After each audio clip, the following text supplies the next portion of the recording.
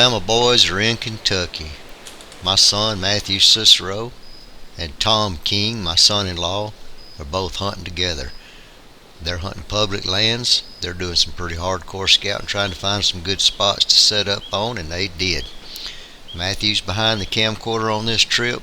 Tom did not bring a camcorder with him on this one, so all the footage you're going to see is from Matthew. Guys, sit back and enjoy.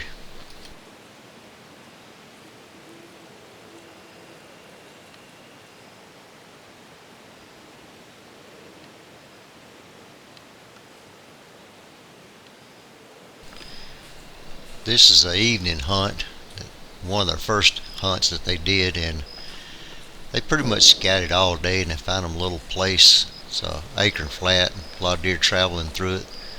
The rut's not quite kicked off yet, but these bucks are starting to search for does.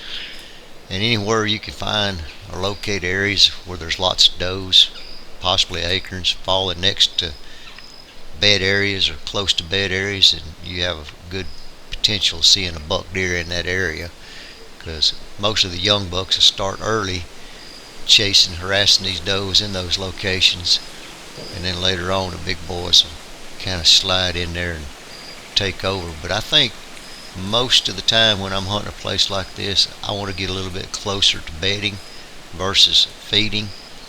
I think it ups my odds of being able to find them more mature buck. And they adjusted pretty quick and got in pretty close to bedding before it was too late.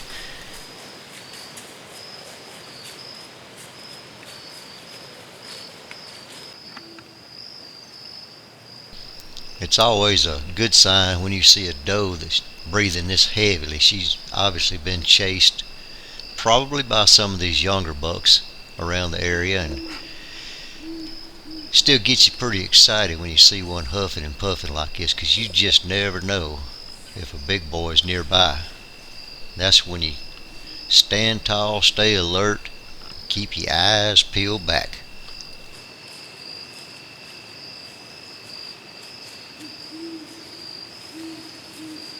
I'd say Matthew's in a pretty good spot for an evening hunt, because he's got deer filtering in from all directions. Before long he's covered up does, small bucks. So can't be too far. Big Daddy's somewhere.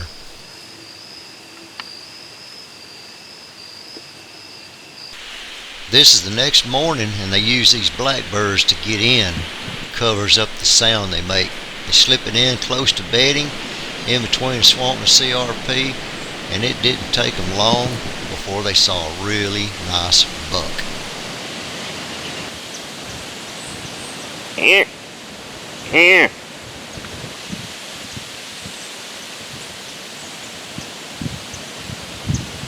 Here. Here.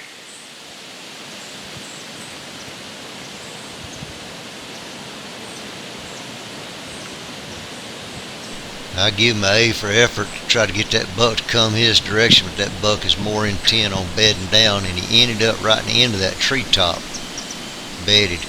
Now, this is a different little buck that come in not too long after that one went through, and Matthew thought he was a 6-point, but after looking at the footage, we can't decide whether he's got brow tines or not, so it could be just a big old 4-point. This one also came in and bedded down.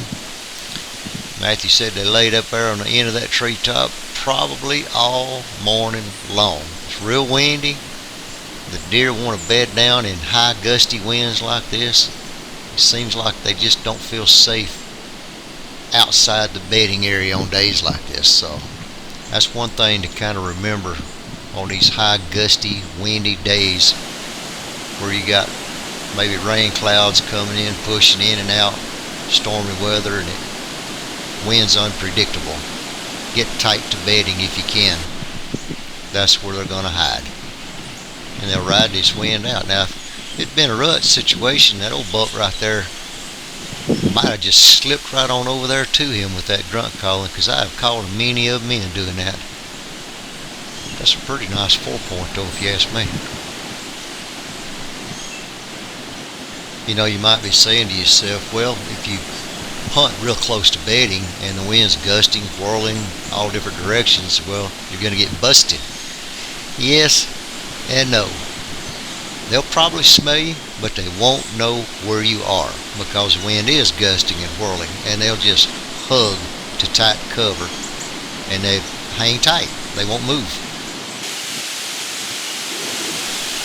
Now this is later on in the morning, and Matthew spots this deer here, and he thinks it's the same deer that he had on video earlier. After looking at the footage, we're not too sure. This one doesn't look quite as big, and he's walking along with a limp, and the other deer didn't have that limp, so could be two, quote, 4 points in there. Might be something in the water, who knows. Notice how he's limping, so we think it might be a different buck.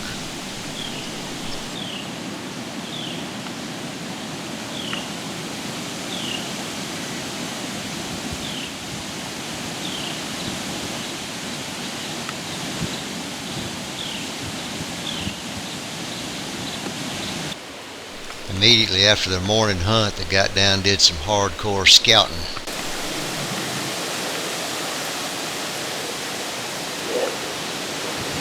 That's that cowhorn spike. It's the one we're after. You know, we've all heard so many times that you can't tell a buck by the rub, the size of it, because they've seen little bucks rubbing big trees and vice versa.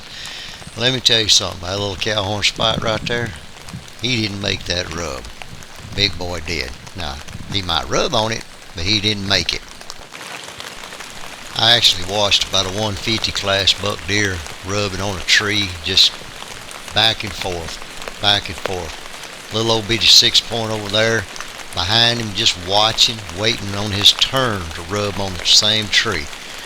Now, that goes to show you that different bucks will rub on the same signpost rubs, but you know it's going to take a whole lot of effort for a spike deer to rip up a tree.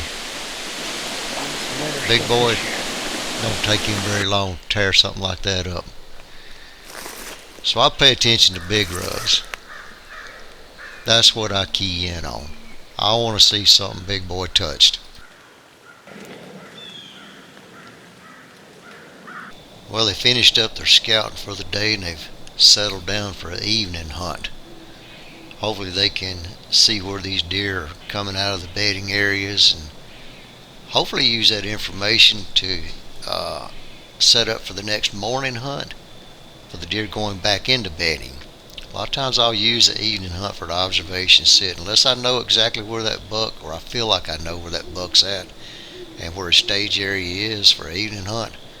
I usually would prefer to hunt them in the mornings, but either or can be dynamite. Truth is, I just want to be in the woods hunting. I don't care if it's evening, midday, or morning hunts. You can't kill them sitting on the couch. This gives you a pretty good idea how the does want to move through the area, and perhaps you can use that intel, try to put the pieces of the puzzle together, set up on big boy later. Matthew spotted this little squirrel, and I guess a hawk almost got him, because he ain't got nothing but a little bobtail. Matthew thought it was pretty unique. I guess you can tell by the birds in the background that the morning is waking up, so this is the next morning hunt. And he's got a little button buck coming, slipping through, that's by himself. One thing to pay attention to when you're getting pretty close to the rut is if you start to see the button bucks, especially the doe fawns, and they're by themselves, you don't see mommy anywhere around, it's an indicator that the rut is really getting close. Mama's off being chased by a buck, or she separated herself from her fawns and she's pretty close to being ready to stand. So always be able to pay attention and read the sign, because these deer will tell you what's going on if you just pay attention to them. You know, here's a small tip for you if you're out there scouting, you're trying to find a spot to set up on. This particular spot right here is close to bedding, and there's an acorn tree. A lot of the acorns have already fell out, so there's not many left on the tree, but the acorns are still underneath the leaves. The squirrel activity around there, the deer know about that, where the squirrels have been burying the acorns, and they'll go in there and they will shove their nose in and around these leaves, sniffing for the acorns that are already underneath the leaves. This time of the year, the leaves fall heavily, so it doesn't take long for these acorns to get covered up. Deer can't eat them as fast, so that's what this particular buck is doing. He's shoving his nose in there, sniffing around, looking for the acorns that are already on the ground covered up with leaves.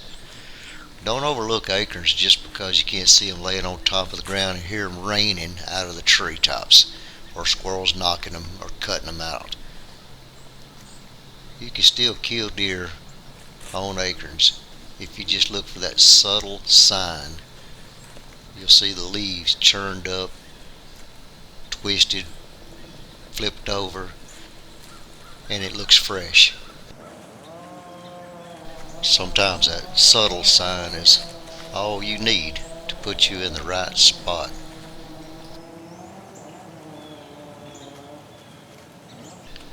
Another small tip, if you'll listen real carefully, you can hear the blue jays just raising sand because this buck deer's out there walking around.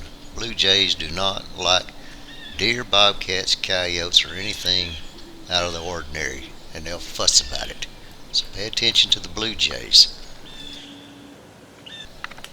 You know, not only the blue jays, but the crows as well. I have seen crows dive bombing buck deer, just aggravating the mess out of them. So if you really hear the crows carrying on, pay attention to that as well. It could be a sign that something's in the area, possibly a buck deer. I don't know what it is about crows not liking bucks, but they'll really get on them. Cool thing about being next to a bedding area where you have a lot of diversity, you pretty much see a little bit of everything. Hawks, owls, all types of predators. I mean, this is where the wildlife is. So if you want to get in where all the action is, try getting into the areas with the most diverse habitats. I think you'll be very surprised if you spend a lot of time in there. It can be exciting.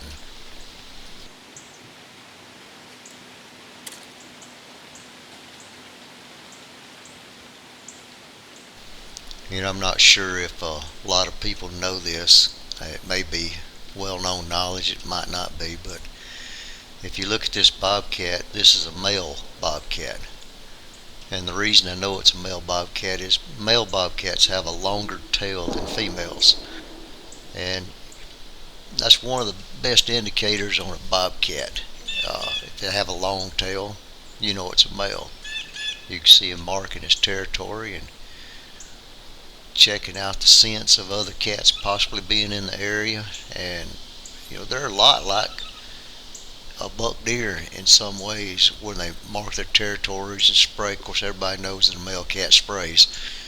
If you've ever been around cats long, you'll know that, and it have a pretty good stench to it as well. But they're just cats, so if you know a little bit about cats, they're not hard to understand. They're pretty wary, and they're hard to call in and hunt. You hear the blue jay fussing at him too.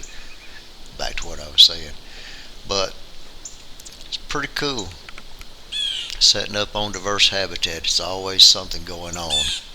Keep you from being bored to death.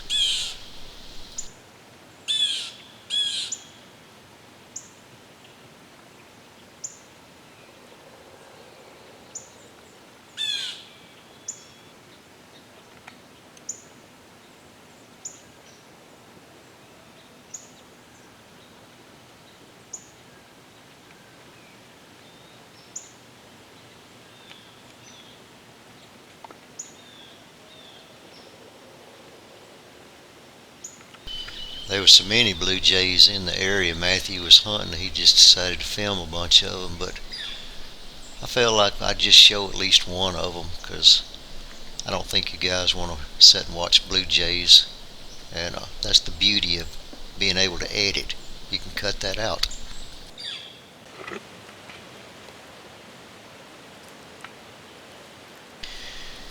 You know, talking about the blue jays and the crows and the squirrels barking and all this mess, if you can walk through the woods quiet enough to where you don't disturb the blue jays, the crows, or have the squirrels barking at you, a lot of times you can slip up on deer and they don't know you're there. So learn how to be a little bit stealthy in your approach going in and out of your stand. Matthew walked right up on this deer, just stopped and decided to film him. Now, this young buck, he's not no big buck by any means, but still it's kind of fun when you can slip in on deer like this and they don't even know you're in the world. And this little old buck, he went all the way around Matthew, so Matthew told me later, he says, I cannot believe this deer did not at least smell me once. But you just never know how the wind is going to be shifting and blowing in these little hills and ditches and stuff, that it can bounce off a little old ridge point, and of course he may smell Matthew, I don't know, but he never acts like he does. He never gets real nervous. So I think Matthew does a pretty good job slipping through the woods. I'll say this, it's always a good idea to try to sneak in and out of your areas, because the less you alert, the less you disturb, the more opportunity you have of possibly getting in on a mature buck. Because the mature bucks, they're sitting there, they're listening to everything in the woods. They hear the blue jays, the squirrels, the crows, they hear the does when they start snorting. They don't have to actually see everything. They can smell, they can hear, they can be off in the distance, and your hunt can be over before you even know it.